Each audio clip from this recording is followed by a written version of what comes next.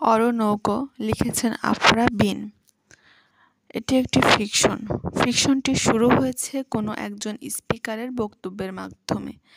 প্রথমে লেখিকা গাছগাছালির পশু পাখির বর্ণনা দিয়েছেন। এরপর লেখক কালো মানুষদের দেশ কোরামেন্টিনের বর্ণনা দিয়েছেন। সেখানে দাস ব্যবসা ছিল সাধারণ একটা কাজ। সেখানকার ছোট ছোট গোত্রের মধ্যে যুদ্ধ হতো এবং যারা পরাজিত হতো তারা যদি মুক্তিপণ দিতে না পারত তাহলে তাদেরকে শ্বেতাঙ্গদের কাছে দাস হিসেবে বিক্রি করে দেওয়া হতো। কোরামেন্টিনের রাজার বয়স ছিল প্রায় 100 বছরেরও বেশি। তার অনেক স্ত্রী এবং পুত্র ছিল, কিন্তু রাজাকে জীবিত রাখার জন্য তার সব পুত্ররাই যুদ্ধে প্রাণ হারায়। এখন রাজার কাছে একজন নাতি জীবিত আছেন যার দেখভাল করার জন্য। ক্রমে ক্রমে সে বড় হয়ে 17 বছরে পা দেয় এবং এক দক্ষ ফরাসি সেনাপতির কাছ থেকে অস্ত্রশিক্ষা নিয়ে সে হয়ে ওঠে একজন দক্ষ যোদ্ধা। সেই যোদ্ধাই হচ্ছে আমাদের ফিকশনের নায়ক অরণ্যক।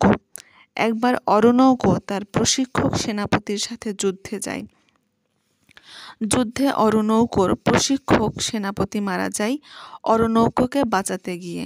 এরপর গল্পের কথক অরণ্যকর সাথে দেখা করেছিলেন সেই কথা তুলে ধরেন, তার শারীরিক সৌন্দর্যের কথা। আমাদের ফিকশনের নায়িকা হচ্ছেন ইমোইন্ডা। ইমোইন্ডা ছিলেন অরণ্যকর প্রশিক্ষক সেই ফরাসি সেনাপতির মেয়ে। ইমোইন্ডার সৌন্দর্য ছিল নিগ্রোদের মধ্যে অন্যতম। অনেক নিগ্রোই তাকে প্রেম নিবেদন করেছিল, কিন্তু সে সবই প্রত্যাখ্যান করে দিয়েছে।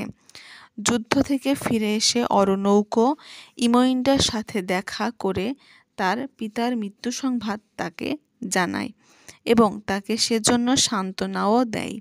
প্রথমবার দর্শনেই দুজন দুজনকে দেখে অভিভূত হয়ে যায়। দ্বিতীয়বার যখন তাদের দেখা হয় তখন একে অপরকে ভালোবাসার কথা বলে এবং কিছুদিন পর দুজনের সম্মতিতে তা প্রণয়ে পরিণত হয়। অন্যদিকে বৃদ্ধ রাজা মানে অরণ্যকর দাদা, সেও ইমোইন্ডার রূপের বর্ণনা শুনে তার প্রতি আকৃষ্ট হয়ে পড়েন। অরণ্যক যখন শিকার করতে বাইরে যায় সেই সুযোগে বৃদ্ধ রাজা ইমোইন্ডার জন্য রাজ অবগুণ্ঠন পাঠায় তাকে বিয়ের প্রস্তাব স্বরূপ।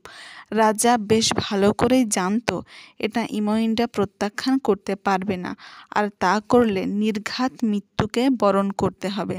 তাই ইমোইন্ডা ভয়ে ভয়ে রাজপ্রাসাদে